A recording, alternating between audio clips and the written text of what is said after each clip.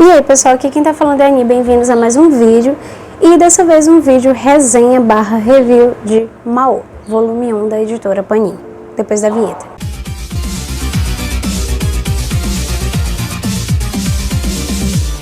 Antes de começar o vídeo, não esquece, gente, deixa aquele like, se inscreve, ativa o sininho de notificações para incentivar o canal a crescer e também para mostrar que vocês estão gostando dos vídeos, tá bom? Porque assim o YouTube ele vai recomendar o vídeo para mais pessoas. E hoje o review, ele é especial não só por ser uma obra da Rumiko, mas também porque estamos com um cenário novo. Esse aqui provavelmente vai ficar sendo o cenário de reviews, né, de análises de mangás / unboxings, certo? Eu espero de verdade que vocês tenham gostado. Ele tá com alguns detalhezinhos aqui e ali e depois eu vou fazer um vídeo e vocês vão ver melhor como é que tá. E o review de hoje, gente, é muito especial. Nós temos aqui em mãos o mangá Mao, da Rumiko Takahashi, que pra mim chega a ser um pouco interessante, né? Eu achei muito interessante a editora Panini finalmente trazer um mangá da Rumiko. Acredito que nenhuma outra obra dela tenha sido trazida para o Brasil pela editora Panini. A maioria delas vinha pela editora JBC. Inclusive eu tô aqui com o volume meio tankō de Inuyasha,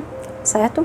Que é da JBC, a edição nova também. E nós temos aqui, gente, uma obra recente da Rumiko, tá certo? Que tá em publicação no Japão. E eu decidi trazer aqui pra vocês me pediram o review, que é que eu achei. E vamos lá. Primeiramente falando da edição, eu confesso pra vocês, como eu já falei em outro vídeo, que eu me surpreendi bastante com a qualidade. Eu gostei porque ele é papel fosco, que é um tipo de papel que eu gosto muito. Eu acho que dá uma qualidade visual muito melhor pro mangá. Olha só a lombada.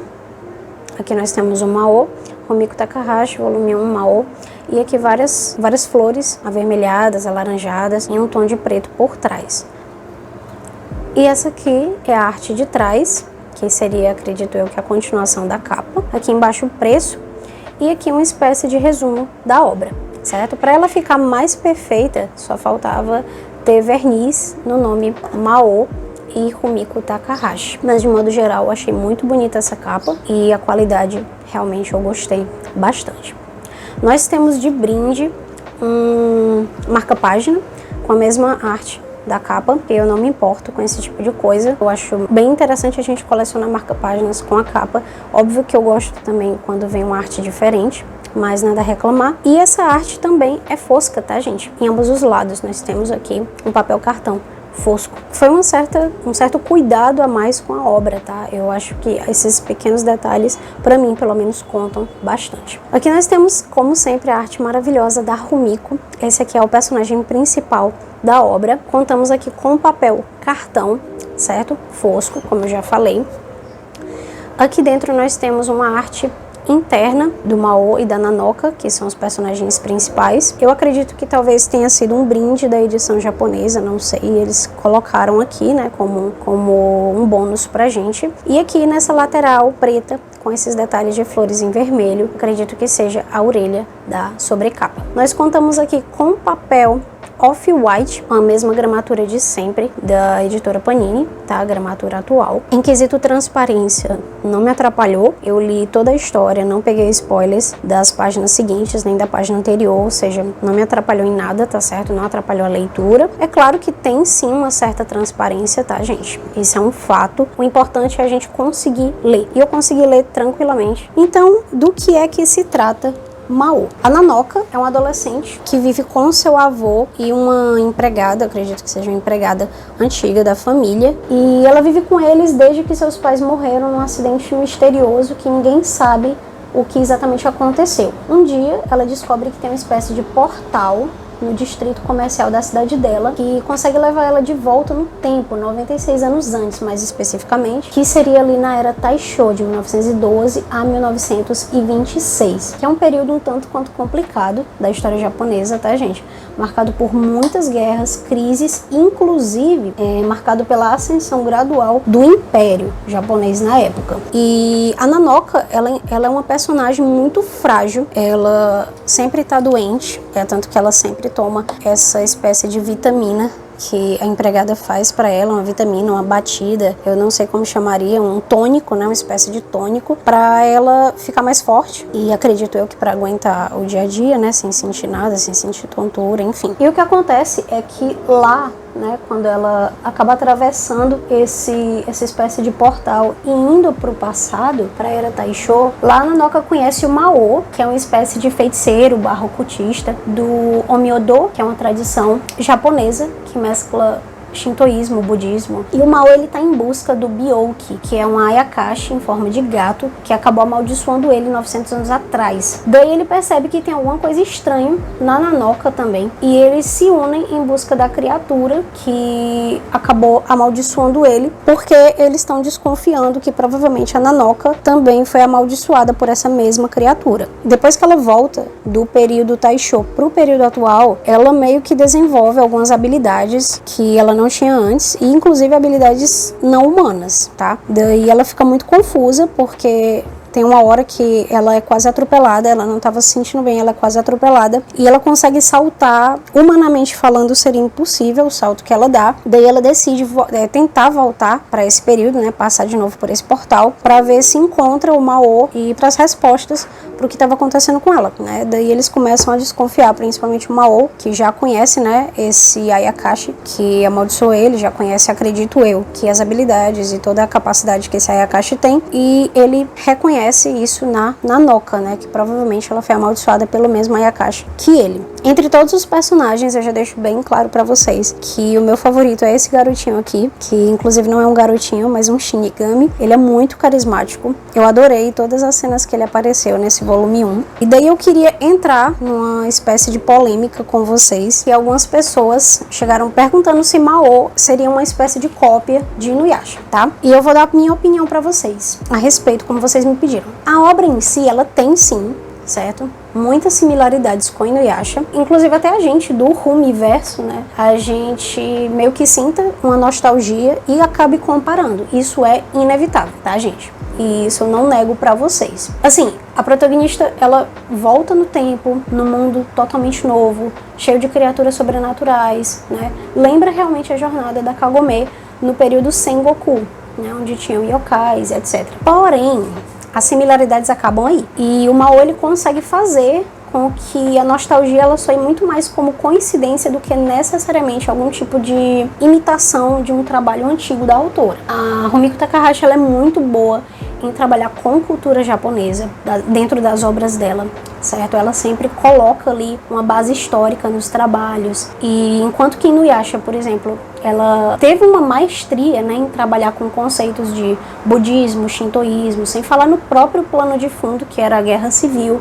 né, e bem como mesclar ali com o sobrenatural por meio da figura do yokai, em meio à guerra civil do período Sengoku. Só que em Mao, ela aperfeiçoa um pouco essa técnica, trazendo um conceito de Ayakashi e mescla, né, bota ali no liquidificador e bate junto com os acontecimentos do período Taisho, né, como o grande terremoto de Kanto, que foi em 1923. Além do que, tem a própria origem do Mao ser o período Heian, né, no século X. Um termo usado dentro da cultura e das tradições religiosas do Japão, Ayakashi, né, que é bastante usado em Mao e acredito que vai ser usado e explorado mais ainda mais pra frente, ele é um termo para criaturas sobrenaturais de vários tipos. E em Mao, ele é usado para designar as criaturas que são parecidas com yokais. Lembrando que o fato da terminologia yokai não quer dizer especificamente que é um ser mal. Do mesmo jeito que em Mao, que foi uma das coisas que eu já percebi aqui, nós temos o Mao tratando de algumas dessas criaturas, tá? Eu não sei qual que é a página, tem uma página específica que ele tá tratando de algumas dessas criaturas feridas, doentes. São Ayakashis, né? Porém, são Ayakashis, digamos assim, do bem, né? Que não estão fazendo mal às pessoas. A respeito da questão da construção de personagens. Geralmente, pelo menos pra mim, os personagens que a Rumiko traz são fáceis de se apegar. Eu percebo que ultimamente, pelo menos, as últimas obras da Rumiko, elas têm personagens mais sérios, personagem mais maduro, personagens menos explosivos, né, que seria o caso, por exemplo, ali do Inuyasha, do Rama, que são meus personagens favoritos da Rumiko Takahashi, tá certo? Só pra deixar claro. Só que aí já começam as diferenças, tá? Inuyasha, ele era um personagem bem temperamental, explosivo, enquanto isso, o Mao, ele é reservado, silencioso, e quando ele precisa ser violento, ele tem um propósito pra isso, tá? Ele é bem pragmático e realmente ele é violento quando ele precisa lidar com criaturas ou situações decisões bem perigosas, tá? Já em contraste a ele, nós temos a Nanoka, que ela também se mostra bastante perspicaz, corajosa, inteligente, né? Ela assume riscos, como todas as personagens femininas da Rumiko Takahashi são muito fortes e bem representadas, e ela toma suas próprias decisões por ela mesma, tá? Porém, pra mim, a Nanoka ainda não cativou, tá? Eu ainda não consegui me apegar a ela. Eu gostei muito dessa cena dela tomando a vitamina e chorando e rindo como se fosse a coisa mais horrível de se tomar do mundo. Eu gostei muito dessa cena, mas eu acredito que depois dela, pelo menos no volume 1, eu não me apeguei em nada a ela, tá certo? E de personagem secundário, pra mim, que aliás foi o melhor personagem desse volume 1, foi esse garotinho, né, barra Shinigami, que trabalha com o Mao. Ele é ali uma espécie, eu não sei o porquê dele estar andando junto com o Mao, eu não sei se o Mao o invocou, ou se ele tem uma certa ligação, talvez ali uma dívida que ele tem com o Mao, ou o contrário, não sei ainda, né, muito cedo, volume 1 apenas, mas eu sei que pelo menos as cenas que ele apareceu foram, pra mim, cenas muito boas, e ele é uma espécie de alívio cômico bem mais moderado, tá? Porque ele não é engraçado exageradamente, ele simplesmente tá ali e a presença dele traz uma carisma, traz uma sensação muito boa para o momento, tá certo? A respeito exatamente desses personagens secundários, certo?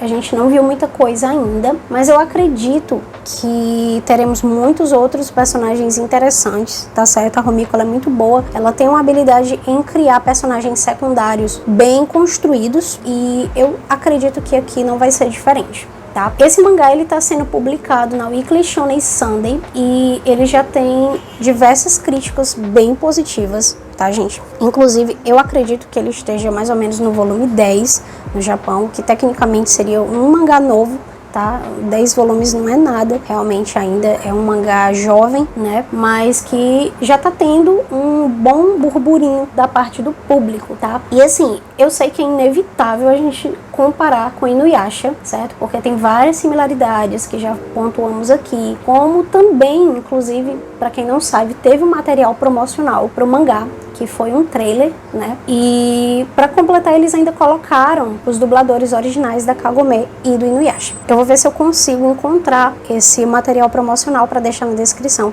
caso vocês queiram assistir depois desse vídeo. Mas foi muito interessante, na verdade, eles terem usado os seiyus, né? Que são os dubladores da Kagome e do Inuyasha, porque realmente as vozes, né, desses dois atores combinam muito. Aliás, para quem não sabe, o dublador já do Inuyasha, ele não é só do Inuyasha, ele também é o dublador do Rama, tá? Então, são dubladores meio que consagrados ali no Rumiverso. Então, a gente percebe aqui em Mao que, apesar das similaridades e da comparação inevitável que existe com outras obras da Rumiko, principalmente com Inuyasha, certo? O Mao, ele consegue manter um ritmo, certo? E pelo menos até o momento eu sinto já um início de originalidade próprio nele, tá? De uma maneira que, assim, eles são semelhantes, sim, porém essas semelhanças, elas parecem mais para formar um Rumiverso do que realmente para reutilizar ou reciclar histórias antigas dela. Lembrando que, gente, eu tenho que pontuar um detalhe em especial, que é o ritmo da história, certo? Nós tivemos, sim, para quem, digamos assim, para quem acompanha os mangás da Rumiko, como eu e outras pessoas que já são fãs, fazem parte do Rumiverso, por exemplo, no meu caso, que já li Inuyasha, já li Rama, já li Mais Onikoku, já li Urusei Yatsura, já li Kyokai no Hine. Esses mangás, eles têm um ritmo, Kyokai no Hine nem tanto, mas eles têm um ritmo de história um pouco diferente, tá certo? O estilo de história da Rumiko antigo, ele é mais compassado, mais comedido, mais lento, e eu acho, mas essa é a minha opinião, que esse ritmo combina mais com o estilo de história dela. Digamos assim, acredito que também a questão do costume, ela tem o costume de escrever histórias assim. O próprio Inuyasha, ele tem um ritmo bem comedido, o vilão, ele é apresentado muito tardiamente, e isso não é ruim, ela consegue te prender em cada página, independente de ter um vilão ali ou não, é porque realmente o ritmo dela é mais lento. E eu senti que teve essa diferença em Mao, ele tem um ritmo mais acelerado, certo? Mas é um fato que os autores, eles precisam, né, sempre estar ali se reciclando para se manter no mercado, então eu não a julgo. Eu acredito que seja algo que ela esteja se acostumando, Então tem algumas partes, pelo menos para quem já leu as obras anteriores, que causam um certo estranhismo com o ritmo dos acontecimentos. Eu senti muita falta de coisas, digamos assim, mais lentas, com um timing mais elevado, mas para mim isso não desmereceu a qualidade da obra em ponto nenhum, tá? E a minha consideração sobre Mao é que se você nunca leu nenhum mangá da Rumiko Takahashi, eu recomendo sim pegar Mao. E para vocês, eu falei primeiramente para quem nunca leu nada da Rumiko, agora para os saudosistas, assim como eu recomendo também. Eu já deixo claro que vocês vão sentir uma certa estranheza no ritmo da obra, certo? Porque ela realmente tem um compassamento diferente, porém é uma ótima história. A Rumiko, ela tem uma habilidade criativa excepcional e isso ela não perdeu a mão, tá certo? É um fato que tem uma atualização não só do estilo da história, como também da apresentação dos personagens, da apresentação dos locais, da ambientação, enfim. Mas isso não torna a história menos interessante, pelo contrário. Eu, por exemplo, eu já estou bem curiosa pelo volume 2 e eu quero muito ler. Essas são as minhas considerações sobre Mao. Eu demorei, mas eu trouxe e eu espero que vocês tenham gostado. Coloca aí nos comentários qual a opinião de vocês a respeito dessa obra e se vocês vão pegar, se vocês já pegaram, o que é que vocês estão achando. E não esquece, deixa aquele like para incentivar o canal que ainda está crescendo, se inscreve e ativa o sininho de notificações para quando saírem os próximos vídeos de review, unboxing e outros tipos de vídeo que eu pretendo trazer, vocês seriam os primeiros a saber. É isso, gente. Mata, né? E até o próximo vídeo.